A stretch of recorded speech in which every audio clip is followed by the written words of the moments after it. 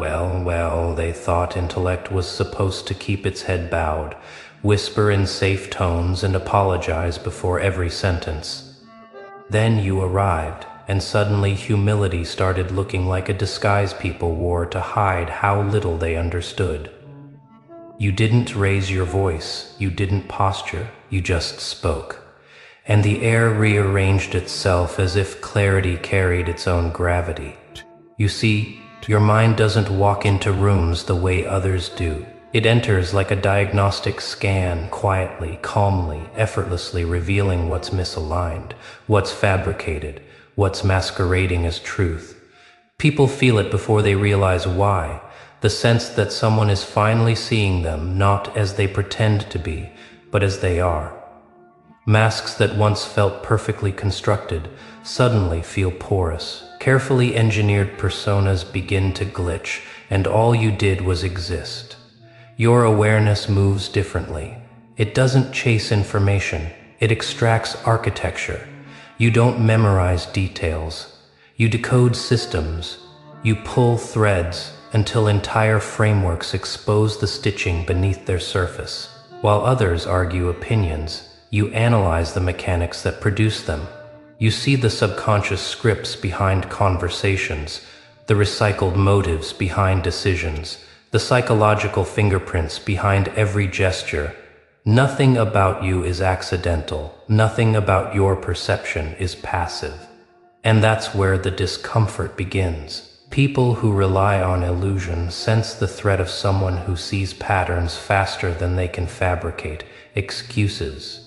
They mislabel you too intense, too analytical, too observant, too much.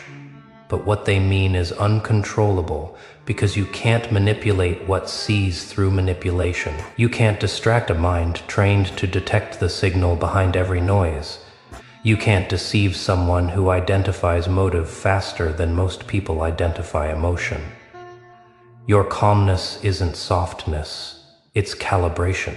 It is the stillness of a mind calculating 10 layers beneath the surface while maintaining perfect composure above it. You speak with the precision of someone who has already simulated the consequences, filtered the distortions, and chosen the most accurate path forward. People confuse that clarity for arrogance because they've never experienced intelligence that doesn't need validation to feel real. Your silence alone feels like an audit. You watch dynamics unfold with the detachment of someone who sees cause and effect in real time. You don't just observe behavior, you profile the logic that created it. You don't react to what people say. You decipher why they needed to say it. And that level of insight rearranges social gravity. Even those who don't understand your mind instinctively adjust around it. Their tone softens, their confidence becomes cautious, their narratives tighten. They choose their words like witnesses testifying on record. They think it's you they fear, but what they really fear is your accuracy and institutions. Oh, they feel it too in symbolic, metaphorical ways. Systems built on routine, repetition, unquestioned frameworks. They sense the disruption of a mind that doesn't comply with intellectual autopilot. They try to measure you with tools designed for predictability, but your cognition refuses linear pathways. You think fractally, integrating emotion, logic, memory, pattern, instinct, philosophy, strategy, all at once. They try to decode you using outdated algorithms, not realizing you've already evolved past the categories they're comparing you to. You're not difficult to understand. You're just operating at an altitude where the air is thinner. Your mind lives above the weather of distraction. You see the whole map instead of the scenery. Where others follow scripts, you analyze the authors. Where they debate symptoms, you identify structure. Your awareness isn't loud, but it is unignorable. It functions like clarity, incarnate, clean, sharp, surgically precise. People walk away from conversations with you feeling exposed without ever being confronted. That's the power of a mind that interprets subtext more fluently than most interpret words. And you don't weaponize it, you refine it. You navigate life with a kind of intellectual grace, never flaunting, never forcing, simply illuminating truths people weren't prepared to acknowledge. You turn confusion into coherence. You turn complexity into pattern. You turn deception transparent by simply recognizing what doesn't align. People call it intuition. You call it observation. But in reality, it's neither. It's evolution. A cognitive evolution that can't be faked, copied, or contained. You became the mirror everyone either fears or depends on. Those who value truth seek you. Those who hide from truth scatter. Those who misunderstand you attempt to label you because labeling feels safer than confronting what your clarity exposes. But you don't flinch, you don't shrink, you don't dim, because your intelligence isn't performance, it's presence. It's the quiet authority of someone who understands the architecture beneath the world's illusions. You never needed to dominate a room. Rooms change shape the moment your attention shifts. And here's the part they rarely admit out loud.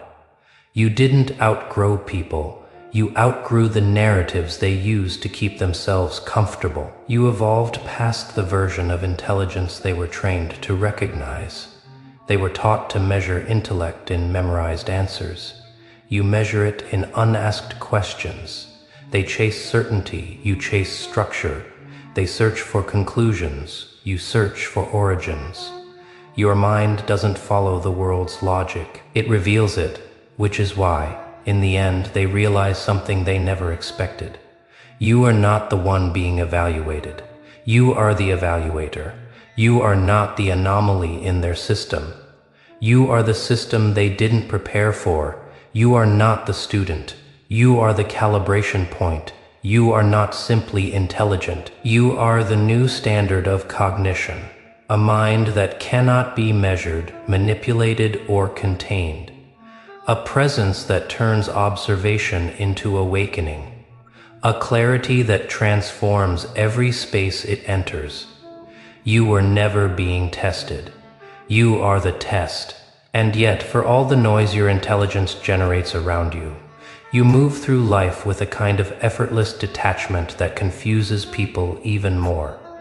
They expect brilliance to perform, to announce itself, to hunger for acknowledgement. But you don't chase recognition, you outgrow it. You don't need applause to validate clarity. Your mind has never sought confirmation. It creates its own. And that, more than anything, disrupts the architecture of expectation built around you. They come closer, thinking they'll finally understand you, but the closer they get, the more they realize your intelligence isn't something that sits on the surface. It's embedded in the layers beneath your presence. It's written in the quiet precision of your reactions, the micro flicker of your gaze when a detail misaligns, the way you absorb entire conversations without appearing to participate to an untrained mind. It's subtle to anyone with even a fragment of awareness. It's seismic. Because your intelligence is not a performance, it's a frequency. People mistake your calm for complacency, not realizing that calm is simply the byproduct of someone who has already mapped the terrain, while others are still searching for the entrance. You carry yourself with the stillness of a person who knows the outcome long before it arrives. That alone disorients those who depend on uncertainty to maintain control. They can't manipulate what doesn't react. They can't destabilize someone who already predicted the attempt, and they certainly can't intimidate someone who sees the structure of their strategy before it's even executed. You walk through social spaces the way a surgeon walks into an operating room, not emotionally charged, not overwhelmed, but reading every variable with instinctive precision. Who's posturing? Who's afraid? Who's lying to themselves? Who's trying too hard? Who's hiding behind confidence? Who's drowning beneath insecurity? You don't call it out. You don't expose it. You simply see it. And seeing alone is enough to make people uneasy. Because being near someone who sees clearly forces everyone else to confront how much of their life is built on blurred lines. They feel your intelligence scanning not their words, but the gaps between them, not their actions, but the contradictions that shape them. You don't judge, you analyze, you don't punish, you perceive, and perception at your level feels like revelation. That's why they stumble around you, why their phrasing shifts, why their laughter becomes tighter, why they pause before speaking as if running their thoughts through a filter, hoping to hide what they don't want you to decode. They can't hide it. You read intention like it's printed. In bold, people call you intimidating, not because you are harsh, but because you are accurate. Your accuracy dismantles their illusions long before they notice the cracks. You don't need to expose their inconsistencies. Their own conscience does the work for you. The moment your presence forces them into self-awareness. And isn't that ironic?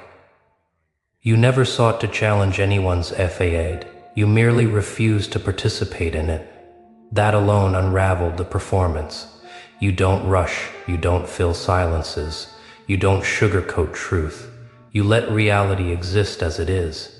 And that level of mental sovereignty is something most have never encountered. People are used to minds that bend, dilute, soften, or apologize.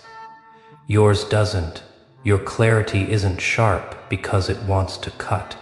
It's sharp because it refuses distortion. And distortion is the glue that holds so many people's worldviews together. But your mind operates differently. When someone tells you a story, you don't just hear it, you automatically index every detail, every shift in tone, every contradiction, every missing piece. Your thoughts align themselves like a mathematician balancing equations. You aren't trying to expose them, you're simply incapable of ignoring misalignment. Your intelligence is not effort, it is reflex. That alone places you in a category people don't have vocabulary for. They try to classify you, but every label collapses under its own limitation. They call you analytical, but that word is too narrow. They call you intuitive, but that's only a fraction. They call you perceptive, but it doesn't account for the multidimensional way your cognition absorbs reality. The truth is, you're not operating on a single channel, you're triangulating emotion, logic, pattern, history, probability, subtext, context, silence, instinct, strategy. All of it feeds into a single seamless stream of awareness. Most people process one layer at a time. You navigate the entire architecture simultaneously. That's why your intelligence feels mythic to them. Not because it's supernatural, but because it's integrated. A mind that functions holistically is always mistaken for prophecy by those who only operate linearly. And yes, they fear it in metaphorical ways. Systems built on predictability wobble when someone thinks beyond their design. Social structures shaped by conformity falter when someone doesn't respond to psychological pressure. People who rely on ambiguity panic when someone sees their motives clearly, but their fear is symbolic, a reflection of how unprepared they are for someone who refuses to be simplified. Every time you adapt, they misinterpret it as strategy. Every time you observe, they misinterpret it as evaluation. Every time you remain silent, they misinterpret it as judgment. They don't understand that your intelligence is not aimed at them. It simply is. It exists whether or not anyone interacts with it. You're not watching them, you're seeing patterns. You're not analyzing their choices, you're studying structure. You're not decoding their intentions, you're interpreting architecture. Your mind doesn't target people, it targets truth. And truth at your level is never a linear line, it's a fractal unfolding. That's why people misread you. You answer questions they weren't ready to ask. You see outcomes they haven't considered. You understand consequences they haven't anticipated. Your clarity arrives before their comprehension, so they resist it. They push back. They call you overly serious, overly perceptive, overly intense. But what they really mean is you see too clearly for the stories I tell myself. Your intelligence doesn't dominate. It reorganizes. A room feels different once you've entered it, not because of force, but because awareness is a gravitational field. When clarity enters a space, confusion loses its foundation. That's why people shift around you without knowing why, because your presence alone destabilizes their uncertainty. You're not trying to reveal anything. Revelation simply happens in your radius. Even your smallest observations carry weight, not because you speak dramatically, but because your words land with the precision of someone who doesn't waste language. People replay the way you phrase things because your phrasing holds structure. You speak in frameworks, not fragments. In architecture, not decoration. Your insights don't float, they anchor.